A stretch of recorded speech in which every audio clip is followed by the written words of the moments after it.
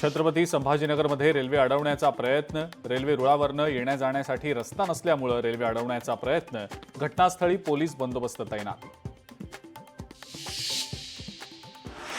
बीडमधल्या कोठारबन इथल्या जिल्हा परिषद शाळेची दुरावस्था, शाळेच्या भिंतींना मोठमोठे तडे, शासनानं शाळा लवकरात लवकर बांधून द्यावी, विद्यार्थ्यांची मागणी.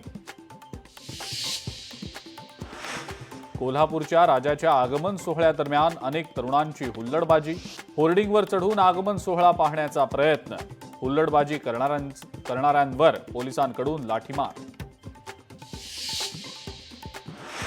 सिंधुदुर्ग जिल्ह्याला आज येलो अलर्ट, 2 ते 3 तासांपासून मुसळधार पाऊस, दुपारपासून पुन्हा मुसळधार पावसाला सुरुवात. यवतमाळमध्ये अघोरी कृत्य करण्याचा प्रयत्न, पोलिसांनी वेळी छापा टाकल्यानं प्रकार टळला, घटनेमध्ये पोलिसांकडून 5 जणांना अटक.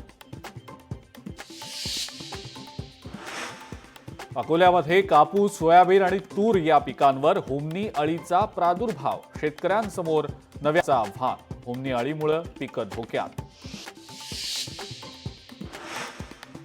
काँग्रेसकडून कोल्हापूरमध्ये जनसुरक्षा विधेयकाची होळी, काँग्रेस नेते आमदार सतेज पाटील यांच्या उपस्थितीत होळी, जनसुरक्षा विधेयकाच्या विरोधात जोरदार घोषणाबाजी देखील.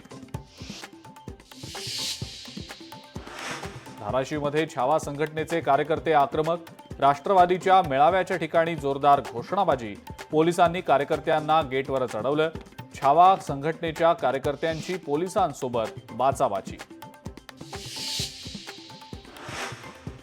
पुण्यामध्ये मंत्री कोकाटे आणि सूरज चव्हाण यांच्या विरोधात बॅनरबाजी, शरद पवारांच्या राष्ट्रवादीच्या कार्यकर्त्यांनी लावले बॅनर, बॅनरच्या माध्यमातून कार्यकर्त्यांकडून तीव्र निषेध.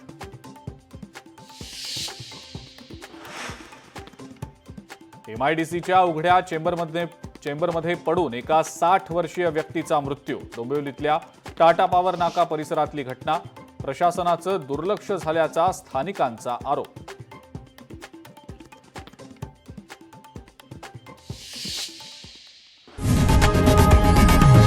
लोकशाही मराठी ऐका, पहा, जागरूक रहा.